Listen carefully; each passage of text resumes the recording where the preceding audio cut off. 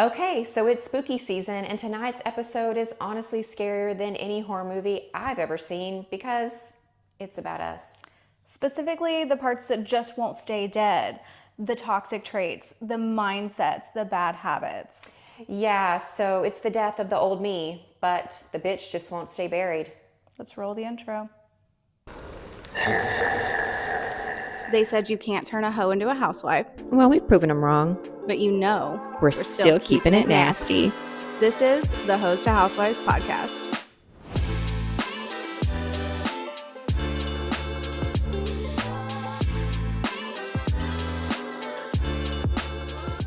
Welcome back to Host to Housewives and Happy Halloween. Happy I'm Halloween. Keenan. I'm Katie.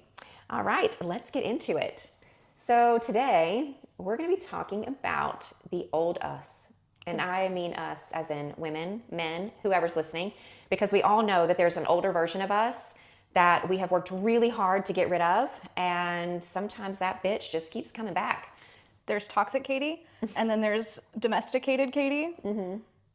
This bitch just keeps trying to show up in my marriage. Yeah, and not just in marriage. I think just in like everyday life. Like I have to constantly calm my brain to deal with people because I just want to be a petty bitch and say the shit that can't come out of my mouth. Whether that's friends or it's at work or it's whatever, like the old me still wants to pop back up. And I've done a lot of work. A lot. I'm very self-aware. A lot. And I'm self-aware that I can be crazy and a bitch. But yeah. So today, let's talk about specifically why do we go back to old coping mechanisms when we know better? Like we've done the work. Why do we go back? Why do we revert back? I think it's a part of who I am as a person. You think it's encoded in your DNA at this point? There's no doubt about it. And actually, proof in the pudding. My mother just had an issue. She shut down. Did not want to talk to me, right? Okay. I go home the next day, a couple days, and Joey and I have an issue, and I just shut down. I don't talk. Oh, so you think it's hereditary? The silent treatment is hereditary in my family. In your family? Yeah. I don't know if there's anything that's super hereditary in my family, mainly because like I feel like I've done everything I can to like separate myself from who I thought I was and how I was raised to who I want to be. And so I think I can only blame really my bad habits on myself. That's not a good thing, but I am aware of it. Like I'm super aware, but like which habits do you feel are the hardest to kill? Like which ones do you think just keep coming back? Obviously you're talking about the silent treatment, which I can give the silent treatment. I do shut down. And if it wasn't for my wonderful, patient, loving husband, I would probably stay shut down way longer than what I ever should. Shutting it down. But he won't let me. Right. He literally will just keep talking to me and say, no, we're going to work through this. I don't know what's going on. Like you're acting weird. And it can just be one little thing that sets me off. I'm still petty. Okay. I I'm still know toxic. that. I'm still toxic. I'll be, who the fuck you trying to look good for? You ain't going out this house with your hat backwards. I'm petty. I'm toxic. I don't care. You know what? Bitch resurrected every day. So, I used to not think that way, but I did date a guy for a long time. And if I was just shaving my legs or anything remotely girly that I would normally do on a regular basis, but I didn't have a reason in his mind to be shaving my legs, it would be like, who the fuck are you shaving your legs for? You're a whore. I'm like, oh, okay, my bad, And so like, I would sometimes revert back to the way that I was conditioned because I do know at this point that I have PTSD. And I don't say that lightly because obviously there are different variations of PTSD, but I know from what I went through in my 20s and probably even a little bit earlier than that, that I do have PTSD, whether it was a decision that I made and I get triggered by something, or if it's something that someone says or does that makes me revert back. And then I lose my shit. I went so long not standing up for myself that for a long time after I realized that people were walking all over me, I went the opposite direction, like would lose my shit when somebody started to walk all over me because I was like, okay, I'm going to set this boundary real hard, real fast. Right now. And I would go overboard. But I'm better now, but I still have these little things that if they happen, I start to panic and freak out and I get anxiety and like my brain just starts to go wild. And I don't really know how to stop that from happening because I refuse to go to therapy because who can afford therapy in this economy? My insurance is horrible. Yeah, ours is too. Yeah, we're not, I don't even know if that's even an option in our thing. But I do think a lot of the ghosts of my past stem from guilt. Unresolved guilt. Things that I probably haven't forgiven myself for. Interesting. It's very deep. Yeah, I'm probably too deep for this episode. I don't want to make Katie cry. Katie will start crying if I start going into some things. But it is true, though, that a lot of the things that, for me anyways, it stems from guilt, things I haven't forgiven myself for. And not in this marriage, because we have a very, very forgiving relationship. We know that we're human. We know that we make mistakes. We know all of these things and we talk about them. But there are instances from my past that will creep back up, something that I've done. And whether people know about it or don't know about it, I know about it. And it will dampen my joy, or it will make me feel like I don't deserve the things that I currently have, or that karma just hasn't found me yet and she's going to creep back up and just slap that bitch right in the face. And I'm just going to lose everything that I have. And I'll convince myself that it's from something that I did when I was 16 or 17 years old. Yeah. And I don't know if karma goes back that far, or if they're like, hey, like you were just really young and stupid and you made a lot of mistakes. But I still think karma's like waiting for me to fuck up. Like she could just like get back at me. Gotcha, bitch. I gotcha. I found ya. But I don't know. I've got 2 baby daddies and a messed up, very messy history. So maybe that was my karma. Maybe I've already paid for my sins. You could have. I don't know. It gets kind of tricky when you talk about sins and forgiveness and then karma, because sometimes I am not sure if I can believe in one and not believe in the other, or believe in both. Because obviously I'm a Christian, right? And so I believe in grace and forgiveness and all of these things. So can karma exist when you're a Christian? Because if you've forgiven yourself, or you say you've forgiven yourself or whatever, can you still think that karma's coming for you? Or are you a hypocrite? No, I think that karma is a worldly thing. Like a universal thing? Yeah, Like it just a worldly thing. goes around, comes around? Worldly as in like of the world, not biblical, not from Jesus. So like we can We can get into it. Let's get into it. I think that karma is something that's spun to manipulate you into thinking that you aren't. And when you talk about karma versus grace and forgiveness, Right. It's like, this isn't, karma is like, oh, you know, small things. Okay. Right? Whereas like The way grace you and treated forgiveness, somebody, or like the things that you did. Okay. grace and forgiveness are your whole life. Like they're not even comparable. Okay. Because you know you're definitely more versed than me, like in all of that stuff. Karma is a worldly thing made up to manipulate you, to make you feel insecure, unworthy. Yeah, it's not. So do you believe that karma is from the devil? Like it's used from that, like Yeah, that probably. derivative, basically to hinder you or to make you believe that these bad things are going to happen to you because of something that you did, and it makes you live in fear. And as long as you're living in fear, then the devil wins, in my opinion. And that's kind of how I see it. No, that's exactly what it is. Is that how you see it too? Okay. Well, because we don't talk about this a whole lot, but yeah. So I mean, I was saved when I was 17, and obviously not the perfect, not the perfect depiction of Christ-like, considering all the things that happened after that.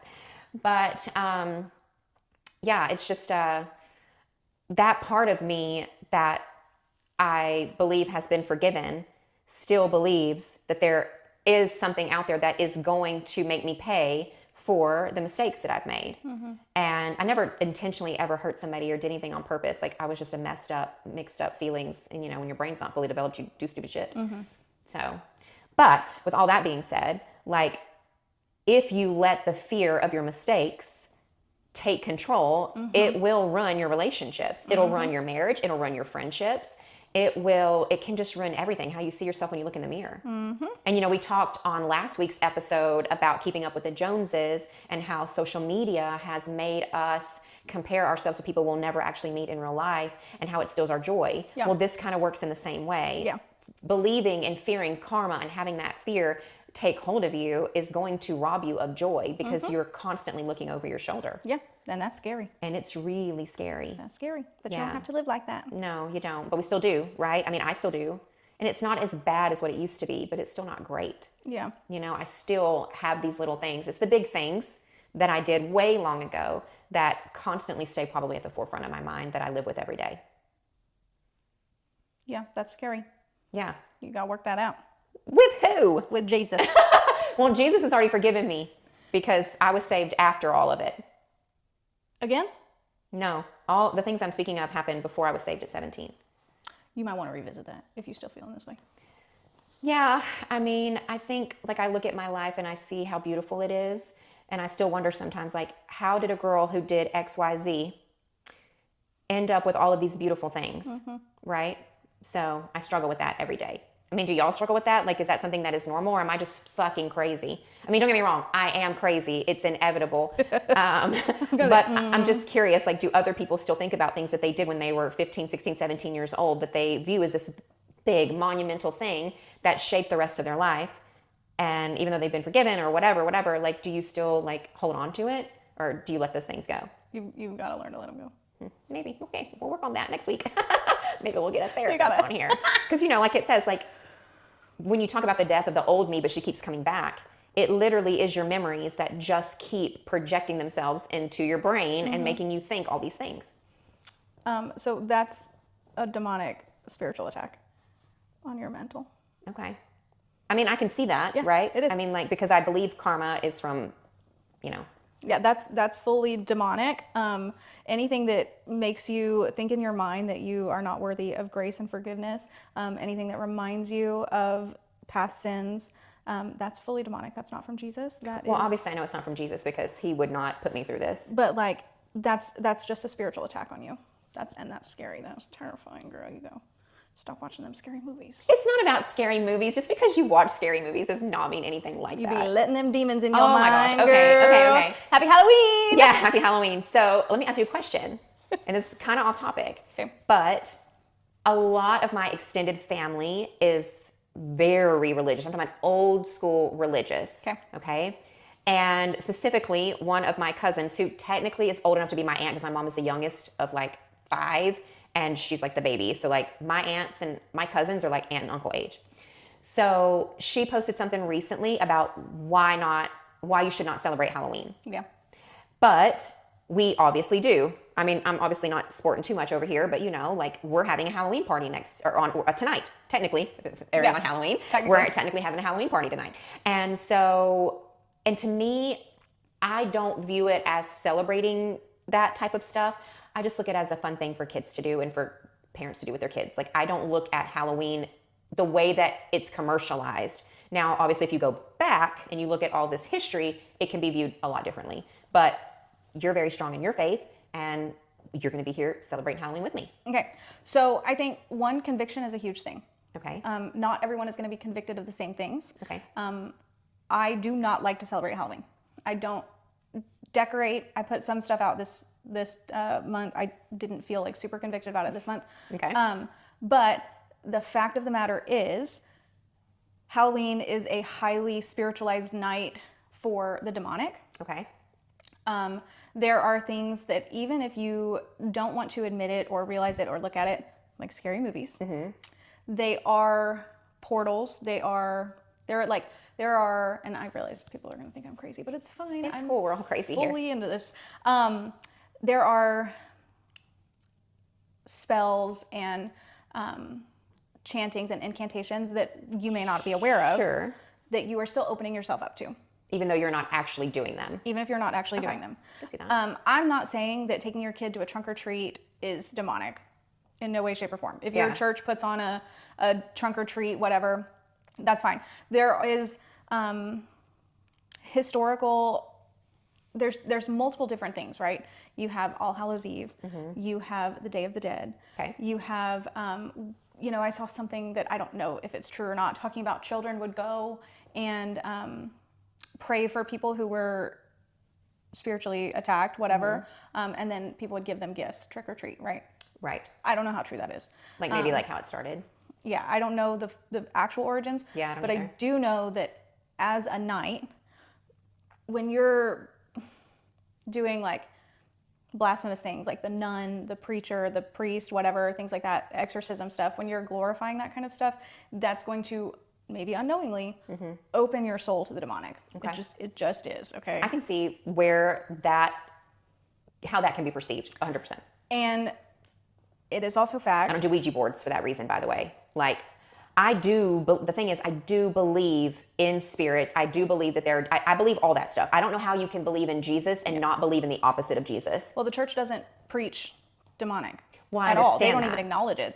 But I do believe that that has to exist. You has can't to. have good without evil. Obviously, we see evil every single day, whether it's running our country or whether it's teaching our children or whatever it is. You see it every day. It masquerades as something good, right? Because that's how evil gets in, right? It masquerades as something good. And then until it's too late, and then y'all dead. I don't know. Yeah, so I just think as Satanists and demonic devil worshippers, it's a big night for them just because of the spiritually charged aspect of it. Okay. It's still a demonic thing, and that's not. If you don't feel convicted about it, then don't worry about it. Yeah. If you're not out here doing something, and Obviously, we're not. you can only be convicted if you know Jesus, right? That's the other thing. Jesus is the one who gives you the conviction and says, like, hey, let's change this. But as far as, you know, we unknowingly open our souls to things, which is why And I think we do that. We can do that in different ways, like at different times. It don't necessarily even have to be Halloween. It doesn't. No, it doesn't have to be Halloween. I believe that. I truly believe that too. But yeah, I would never like Halloween. Like I don't. There's certain things I would never dress up as Halloween one. I would never dress up as a nun or a priest or any of those things. Like none of that. But I'm guessing my Playboy bunny outfit's gonna be okay. It's not about like, you know, yes, you can talk about like lust and, you know, stuff like that. But if you're not married, convicted, I lust after my husband every day. Yeah, if you're not convicted of it, then it's not anything to be afraid of. Yeah. And whether you're spiritual or not, and this isn't about Christianity or anything like that, it's simply about how do you keep your past buried, like the person that you've forgiven yourself for being, the things that you've resolved within yourself. How do you keep that buried and not to come back and show up in other relationships, friendships? Because once you're hurt, once something has been done to you, I feel like that encodes in your DNA. Yeah. Like it's a part of you. Yeah. And for me, I drug around this girl honestly all the way until 4 years into my marriage. And she literally tried to sabotage the best thing that ever happened to me, and not my children, obviously, but she tried to sabotage my marriage because the old me couldn't reconcile who I was then with who I am now. And my brain just couldn't. And so one was going to win. And for 5 years, she did. I think that when we're talking about fear, right? Fear is a feeling of no control. Right? And you're talking about self-sabotage. No, that's something I still struggle with today. Coming from a place of fear. Yeah. Because you felt out of control. Yes. And I'm a control freak. Yeah. Everybody knows that about me. So I think that like when you're asking, how do you keep this bitch from resurfacing? Relinquish control. Yeah. But also like try to recognize that the fear is irrational. Right. And I think that's the part that I have trouble with, because especially right now when I'm going through a lot of these hormonal changes in my body, because I'm obviously aging, I'm 43, and you know, my body's gearing up for menopause. I'm in perimenopause, and sometimes like my hormones are all over the place, and I sometimes have to stand in the mirror and look at myself and go, you are not hideous. You're not this creature, this swamp creature that you think you are standing in front of you. There's nothing wrong with you. You're not morbidly obese. You're not all these things that you think about yourself. And I have to constantly stand in front, and it happens for literally 2 weeks straight where I know I'm crazy, where I have to stand in the mirror and tell myself these things that you're thinking about yourself and these things that are going through your head are not true. Your body is just raging with all these hormones. This isn't real. And I have to tell myself that literally, and I'm going to the OB tomorrow. So I'll be like, listen, lady, help me, help me help you. Okay. Like I need help, because I only feel normal about 1 week out of the month. And I don't know if that's what every girl goes through. I'm normal. All but like a week? Yeah. I only feel normal about 1 week a month right now. I'm constantly battling the demons that are in my brain telling me that I'm not worthy, that I'm not good enough, that I'm not pretty enough, that I'm not skinny enough, that I'm not built enough, my ass isn't big enough, like my face isn't proportional enough. Like I go through these things for about 3 weeks out of the month, and I only have about 1 month where I feel completely sane, and then it's gone, and I'm right back to where I was. Are you sure you don't want to try therapy? Look, I went to a therapist a long time ago when I had anxiety, and you know, and me and Gage's dad were going through custody battles, and I did go to therapy. And I feel like I know all the coping mechanisms. I just don't know how to control my hormones or get my hormones under control to keep the chemical imbalance from keep coming back. Medication. I don't want to be on medication. Well, that's too damn bad because you need it. No, you can't just deal with me being crazy. No, you can. You need it. You need the hormones. She's like, I don't know what you need, bitch, but you need everything. The hormones it's not something you can just cope with. I know that, and I don't want to bury my head in the sand about it. But, and like I said, I'm going, but the thing is like, I did a hormone panel not too long ago, and everything came back normal. It doesn't matter. I just don't think it matters. I think it's bullshit. Yeah, that doesn't matter. You need some kind of serotonin. Serotonin. Perimenopause is scary. Yeah, and I don't want it to ruin my marriage. I don't want it to tank all the great things that I have. Yeah. But I mean, that's just a portion of my crazy. Like, that's not even the controlling part that I have. That's not even like I try to control JJ. Like the way he does things, the way he drives, the way that he cleans, the way that he maneuvers, like the way that he drives our kid to school. I'm like, why are you going this way? That's not the way. But it's the way he knows. And so he just keeps going that way. Yeah, I get that. Bruh. I get that. But that's just coming from a place of fear again and being out of control. Yeah. So I just need to get over being a control freak. Yeah. Then I would just be hunky-dory. Yeah. I don't think that's going to happen. I think I spent too many years of my developmental life being out of control, that the only way I feel safe is to be in control. It's one reason why I don't drink. Mm-hmm. I don't like to feel out of control. But you garden. I do garden, but gardening for me is more of calming my brain down so I can be normal. Because you've been around me. I may be a little weird, but I'm not as weird as I normally am. But gardening doesn't make me feel out of control. Interesting. Alcohol does. Interesting. Alcohol makes it to where like I feel like I can't control my limbs, I can't control my thinking, I can't control anything, like I'm not in control. But I drink a lot starting really young. Yeah. Like at 15 I started drinking. Yeah. And I drank for a long time. So you keep that old bitch dead. That old bitch is dead.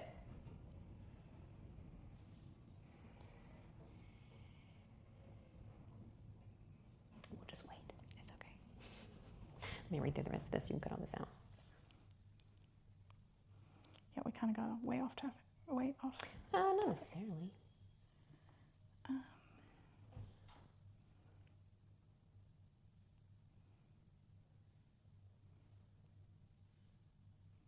Okay, where's my little scroll down thing?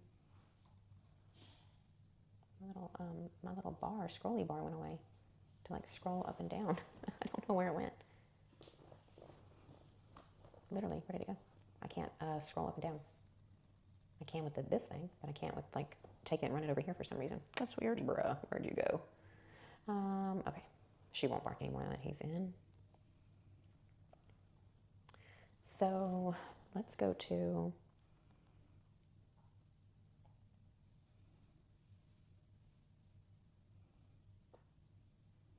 You want to start with, I swear I've changed, but my toxic traits didn't get the memo? Yeah. We can talk about sometimes it's not relationships that are haunted. It's both of you dragging your ghost into every argument, all your old self into it, which is a really good point. Like how we bring our baggage in, how we can leave that out. Mm-hmm.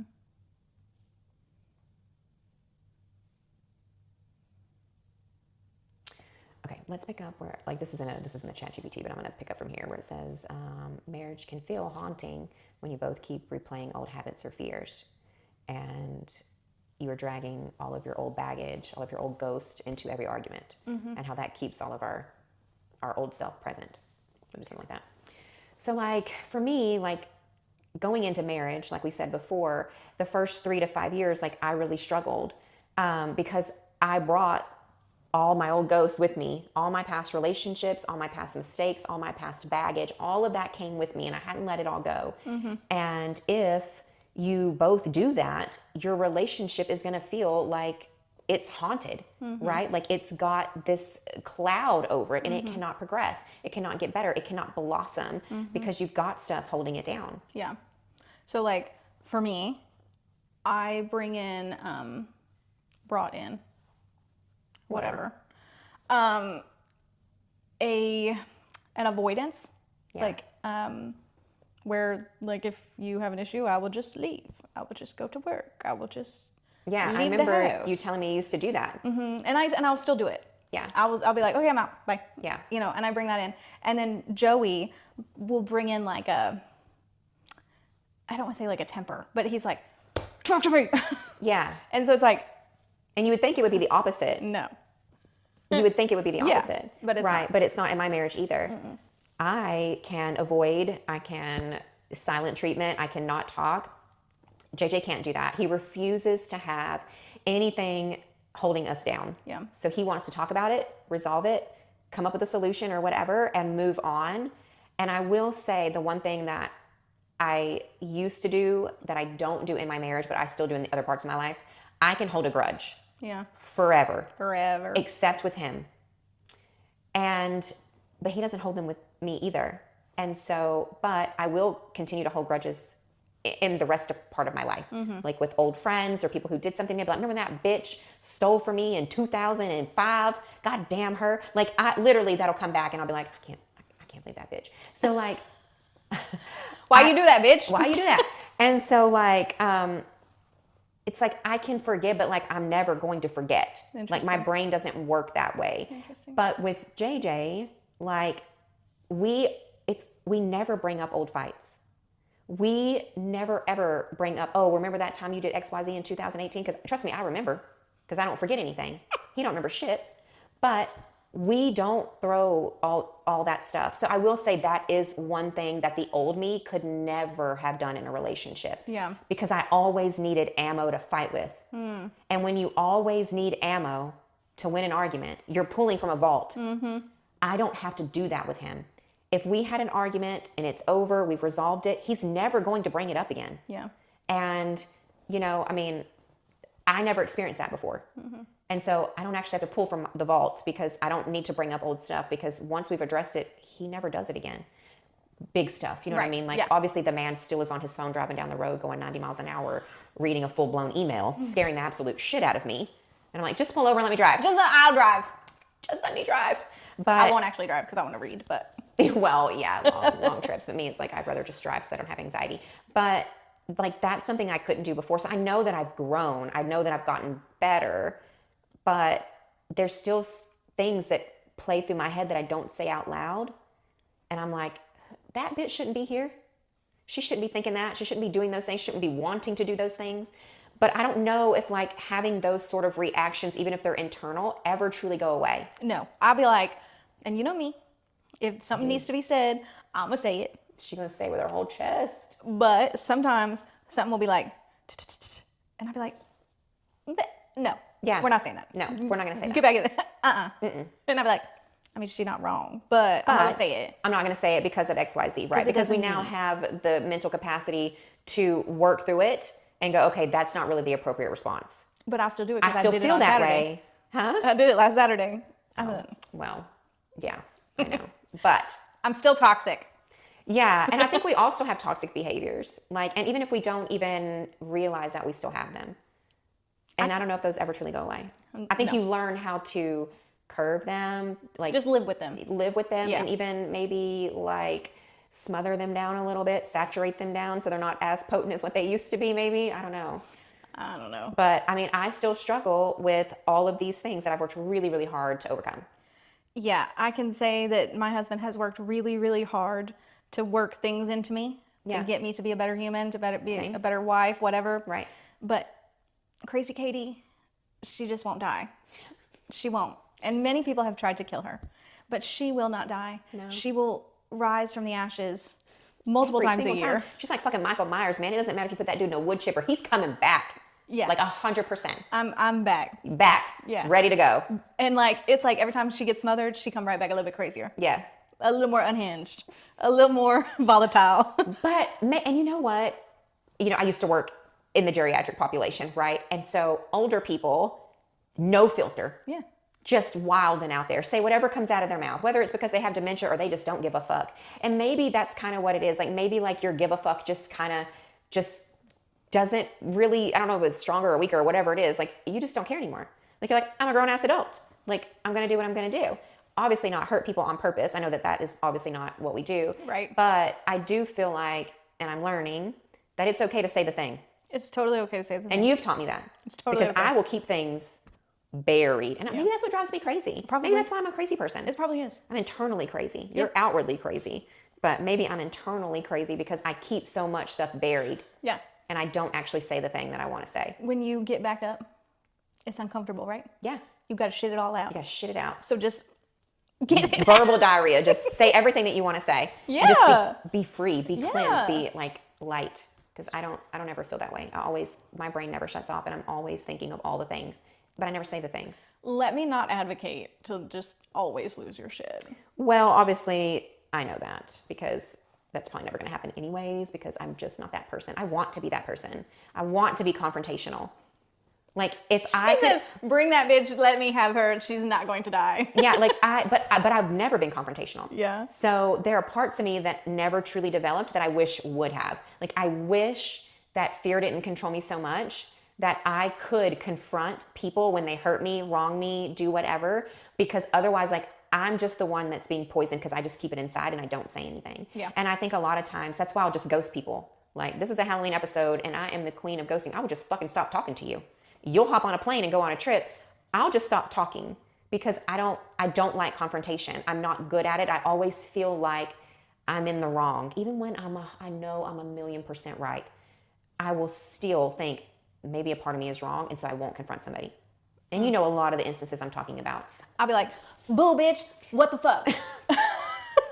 Katie's favorite thing to say is like, just fucking burn it to the ground. And I know we've probably said 1,000 times before. And I want to. One day, I want to lose my shit on every person that I think deserves it. I don't know if that's going to happen. Like maybe I'll wake up with an alter ego one day and I'll just finally say all the things that I've been holding back for the past 40 years. Oh my God. Because, I mean, there's something somewhere, and maybe I should let things go. Maybe I really don't truly forgive people, and I'm just holding it in, like, I still fucking hate you, bitch. You fucked me over in 3rd grade. You're a grudge holder. I know, I'm so sorry. So just know that if you ever truly wronged me, even if I still talk to you, I'm still thinking about it. And if you ever truly wronged me, I probably told you and I don't give a fuck no more. Yeah, and that's the thing. I'm still thinking about it. So I'm probably going to be the one that ends up with fucking dementia because my brain is clouded by all the stuff that I never said. Oh, I know. That's okay. that's scary. I know. But it's okay. I already have a plan in place in case that happens. Oh, okay. Yeah. Oregon. Yeah, Oregon or Washington assisted because I'm not living like that. Not living like that. No. But, I mean, can you truly bury the old you, or is it always going to be a part of you? I think you just learn to live with her. Okay. You just tie her up, throw her in the shed. Oh, in the shed. Okay. Yeah. And then she come back like a zombie. Because now she ain't in the water. Like a zombie. She said, I'm back, bitch. You thought I was dead. You thought I was dead. But here's Petty Betty. Here she comes. And then you say the shit, you get with her, and then you say, okay, and tie her back up, throw her back out in the shit. Just say the shit and throw her back in the closet. Oh my gosh. I don't know. Maybe one day. That's what our skeletons in the closet really are. Is that what they really are? It's our old selves. The versions of us that we've shed are in the shed. Are in the shed. The skeletons back there. They're in the shed, Yeah. the versions that we've shed of ourselves. And I feel like as we go through life, we shed so many layers of who we were, who we thought we were, who we thought we were programmed to be, but actually realized we don't have to be that version that everybody said we had to be. We've talked about who you are in certain situations. Yeah. Isn't who you're going to be in another situation. Oh, that's 100%. It's all situational. And the same way the way I treat people. Yeah. Like one person may get this wonderful version of me who is kind and thoughtful and will do anything in the world for you. And then this person over here may get the bare minimum bitch because what you did to me. Or believe them both. Yeah. I am both. I am both. Yeah. I can be both. It just depends on who I'm dealing with. Yeah. And I don't know if that's necessarily a good thing or a bad thing, but it is part of who I am, and I don't think that I'll ever change. Yeah. And I mean, you know, between our girl group, right, there's 6 of us, and we're all so different. And I'm learning so much from all of you, like in different ways. And you're all younger than me. So like Not Sarah. It took 2 years. Sarah texted just like you. I'm like, oh, I fucking can't stand you. Why? Because We all, yes, because you're old. And old people don't understand text etiquette. what text etiquette? K is fucking rude. See, in my Rude. generation, if you wrote out okay, that's fucking rude. Okay. K is like, yeah, okay, I got it. Okay, got it. So you don't like K. Bitch, you send me K. I'm like, oh. Don't fucking send me a thumbs up. If you send me a thumbs up, I feel like you're giving me one of these and I'll be mad as hell. Every time she sends me K, I'm like, This literally is the first time she has ever said that. Because if you had told me, I would have adjusted. Because it's not a big deal. But Apparently I texted Sarah. it is. I texted Sarah this morning, and she was like, no idea. And I get it. You're a teacher. But I was like, bitch, I need more, like, put punctuation or something. Old people don't know how to text. It's rude. Oh my God. So not true. I feel like you're being very judgmental. I feel like young people, literally. Listen, I can still T9 it under the table without looking. Oh, okay? I probably could too. I probably could too. And I can type a whole sentence, okay? Yeah, 100%. So why are you using K? Because it's just quick. Anyways. What would you prefer? Okay? Okay. With the O and a K, or the whole word spelled out? The whole word spelled out. Oh my gosh, who's got time for that? I'm trying to run a business. Who got time for okay? When I send a text. I've gotten to the point where I don't even text anymore.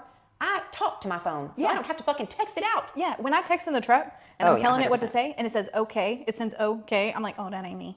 That ain't me. I don't like that. Yeah, I mean, it doesn't bother me. Literally the only thing that bothers me is the thumbs up. No, fuck you. When your fucking thumbs up, I'll shove that thumb right up your ass. I hate fucking thumbs up. Don't send that to me. Don't send that to me. And just so you know, if you ever worked for me or with me and I sent you a thumbs up, I was really giving you one of these. That's exactly how I meant it. So that's how I perceive it. When you're in corporate world, you can't give a middle finger. You gotta give a thumbs up. A thumbs up. Yeah, but anyways, I don't know. But yeah, I definitely think like the skeletons in our closet, the ghosts of our past or whatever, you have to learn to live with them. But you can't let them control your present. And that's kind of the part that I used to struggle with. I'm a lot better now. A lot better now. JJ and I, like, we're so happy. And there are some times after I garden, I'll be like, damn, I'm so happy. What's going to fuck up? Like, something's going to fuck up, right? Because I'm so happy. And then I have to realize I'm just being paranoid because I gardened. It's fine. And then I just move on. And then I just move on. You need to do that with everything else in your life. Just move on. Yeah. But, you know, I mean, like, there's still some things that, you know, you wish you wouldn't have done, you wouldn't have said, people you wish you wouldn't have hurt, and you live with that. But I feel like I tried to go back and make amends for a lot of the things that I did. Okay, so here's my question. Because I have moments where I'm like, oh, I did that. But it's like, oh. Yeah. And then I move on. Yeah. You sitting there dwelling on it? It depends on what it is. And I would say no, not necessarily. There are some men that I wish I wouldn't have done. And if something pops in, I'm like, oh, I did that. Oh, God. Oh, God. Okay, so like. But then it goes away. Allegedly. A girl. Hypothetically. Allegedly, a girl I know smashed a beer bottle and waved it at a man. Okay. And I'm sure she's like, ugh. What was her reason? Did he deserve it? Oh, he was cheating. I'm going to let it go. I'm not going to feel bad about that. If you provoked me to the point of being crazy, you get what you get, bitch. Fair. And now if I'm just being crazy because of my own issues, that's different. Yeah. I will sometimes dwell on that. Like, oh God, I can't believe I did that or whatever. But I don't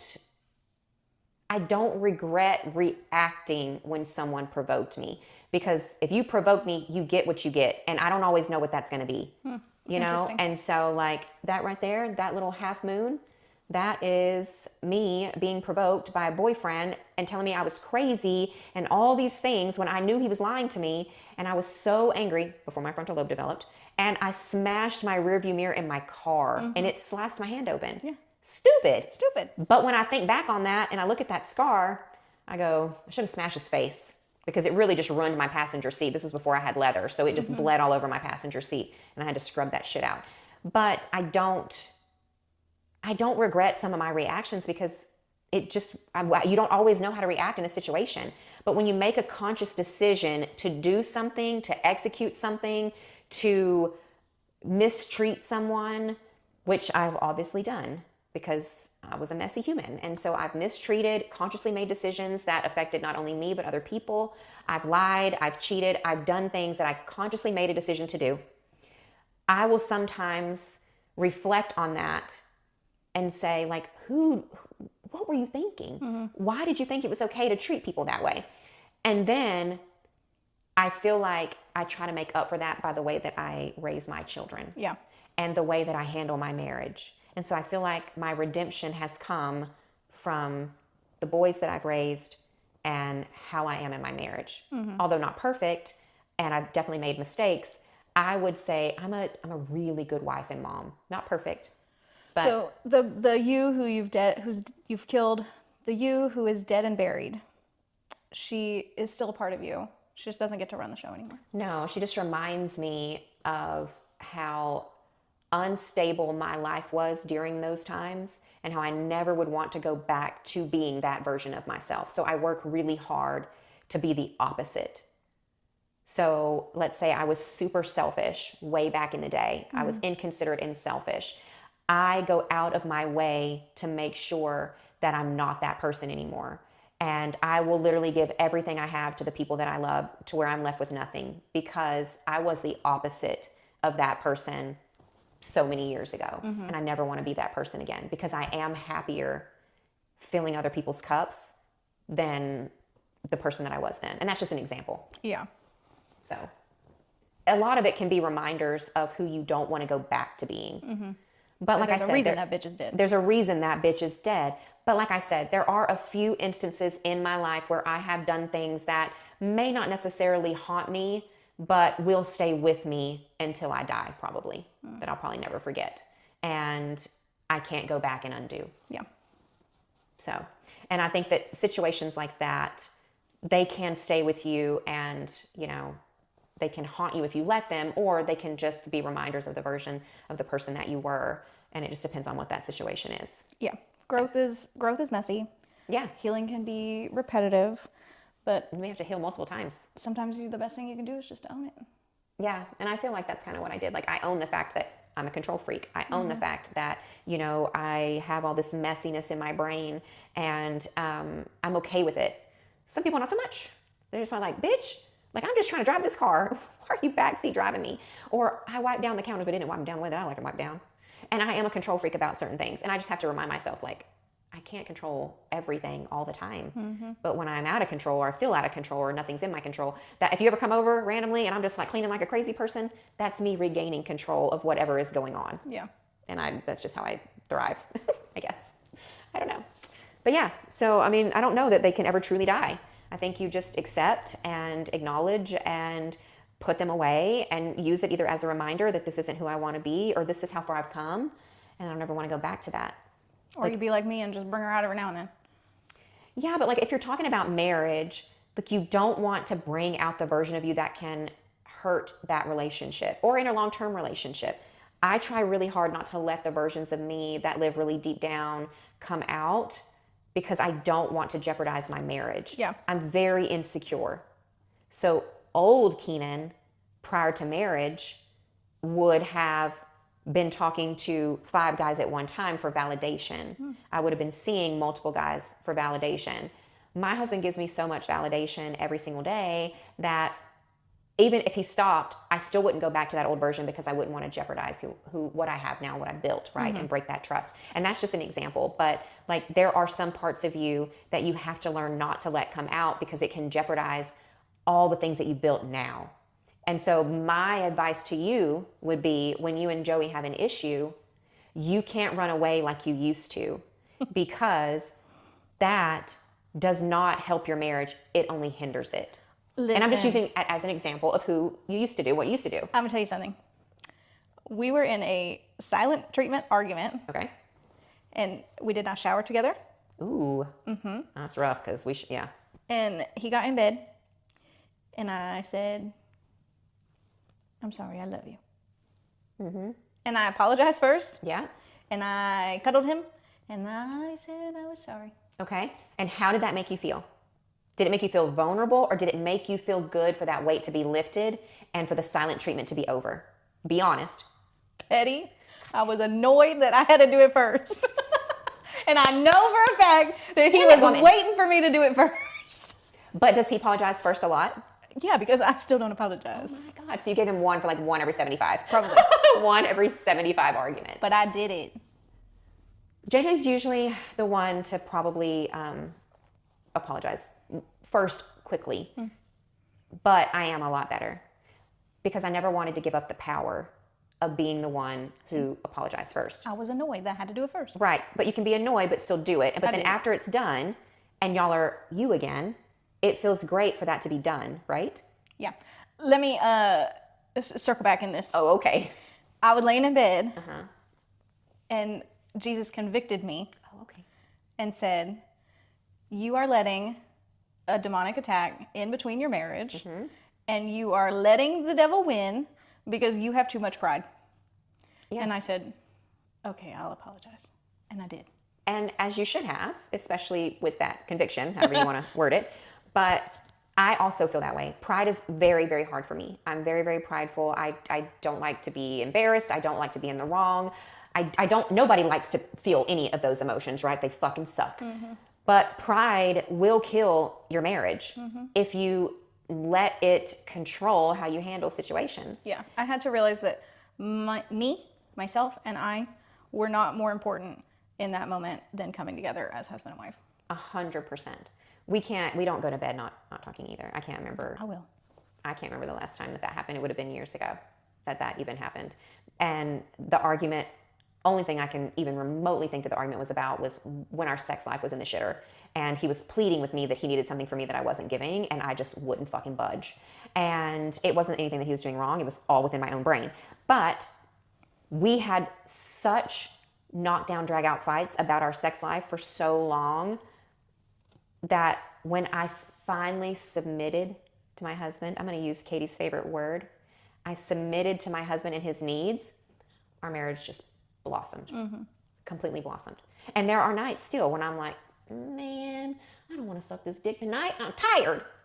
And I'm like, but I'm gonna. But I'm gonna. But I'm gonna. But I gotta. But I'm gonna. I may not need an orgasm, but he definitely does. And so like, I'm gonna do this thing. I'm gonna do it. And making him happy makes me happy. Yeah. And who isn't happier after an orgasm? Not having an orgasm is scary. Yeah. It'll cause the scaries in your marriage. Yes. So if you are not having orgasms, there's a problem, because we should all be having orgasms, and lots of them. Lots of them. Lots of them. So takeaway from today is basically your old you is never truly gone. It's just, she's just tied up in the shed, and you only let her out every now and then when she's got to be let out. And it doesn't necessarily have to be in your marriage. Sometimes you have to handle friendships with the old you. So, trust me, I know. My old you though isn't like the old you. Okay, the old me. I need the old Let Katie. me let you borrow. So let me borrow the old Katie so I can handle some shit and say some shit that I've been needing to say for a very long time.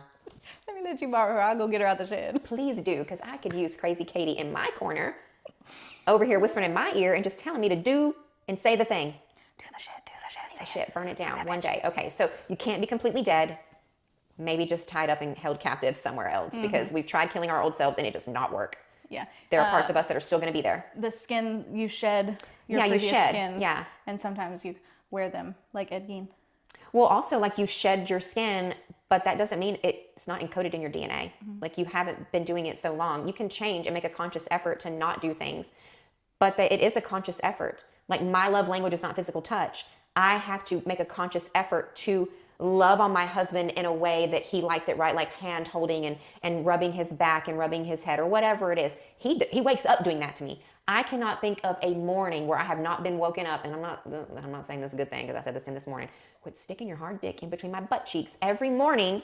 You're waking me up, and I'm not ready to get up at 6 o'clock in the morning. Get your dick out of my butt crack. Get away from me. And he just can't stop doing it. But I wake up to my husband caressing my whole entire body every single morning.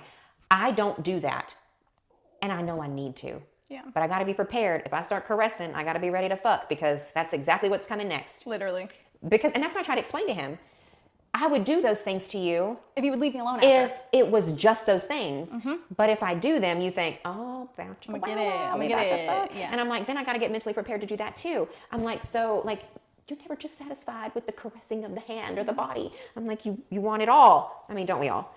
But so it's encoded in your DNA, right? Like, you are never truly going to kill off that version of you. You just have to learn how to control it, not let it control you. Amen. Mine is fear. Mine is past regrets and guilt. So I have to learn not to let those things control me. And I have to remember who I was, what situations I was in, and that I made the best decisions I could make at the time with the mental capacity that I had. And mine is toxicity and pettiness and avoidance. Yeah. And sometimes those things are good, because sometimes you do need to avoid a situation to gain your bearings about it, right? You have to say, hey, I got to take a step back from this hoe before I slap her, because maybe I'm just misreading this situation, and you got to like gain some perspective. But that comes with maturing, and it comes with growing up, I think, a little bit more. But then there's sometimes I just want to throw hands, and I can't. I'll do it for you. Katie will do it. You need somebody to throw hands for you. My other friend, Lindsay, she will totally throw hands for you, man. Mm-hmm. Like, she will go down swinging for you, whether you asked her to or not. You're like, no, man, it didn't bother me. She's like, oh, it bothered me. And then she's just gonna Superman punch. She's just gonna fuck some shit up, man. Love it. She will literally fight to the death for you. And it's great to have people like that in your corner. And I love that about our little group. We're a little bit more tame than that, though. We're not throwing hands. We talk about it, but we don't do it. Just love it. But our group is so great. And ladies, I highly recommend, if you haven't found your group, don't sweat it. Because I didn't find mine until I was in my 40s. Mm-hmm. Yeah, and now that we have it, it's such an amazing thing, and I highly, highly recommend it. I was very weary of women tribes prior to our group. Literally, they were very scary to me. It's not bad. It's not bad. No, but our group is pretty good. They're very chill. But I think it does also kind of help that we're all kind of in the same, we all have the same mindset, right? We all kind of have the same values. We kind of all kind of are a little bit on the same level, so that really does help. Yeah. But if y'all fuck up, Katie coming for you. Katie will come for you. It won't be me. I'll be thinking some really mean shit, but I'm not going to say it. One day, maybe. Yeah, one day. I'm going to let Katie help me out with that. She's going to work on me for a while. I'm going to work on her pettiness. She's going to work on my confrontational issues. Yeah. Maybe not. We'll probably just stay the same. It's fine. We're probably not doing anything differently. We'll probably just stay the same. Yeah. She'll be crazy Katie, and I will still not confront anybody who pisses me off. Unfortunately. We'll see. Send some prayers my way that comes to me, that I can do that, because I really want to. Just once. I don't even care to who. Okay. We'll get it. Actually, I do. I have a list. Yeah, I bet you do, because you hold grudges. I have a whole running list, and it probably goes back way further than it ever really should. Because you hold grudges. I do. I'm so sorry about that, guys. But All right. It's not going to change. Let's wrap it up. Yeah, so happy Halloween, guys. Sometimes the scary holiday isn't the scariest thing in your life. It's year round. It's year round. It's dealing with yourself. It's dealing with your own bullshit. Yep. But we get better. Learn from us. We've made all the mistakes. And we made it. Yeah. You can too. You can too. All right, guys. We hope that you have a fun and safe Halloween. Please, please send us your costume pictures. Yeah, because I will be posting ours. We'll be sending some footage from that because we are having a Halloween party. It's my first to host a Halloween party, and I'm pumped. Oh! I'm pumped. Don't ask me why. It's really just because I love to throw a party. Yeah. Yeah. So we're excited about Halloween. Have a fun, safe Halloween. Don't let any spirits into your house, bitches. That part. Okay, I'm just saying. That part. Happy Halloween, guys. We'll see you next week. Bye.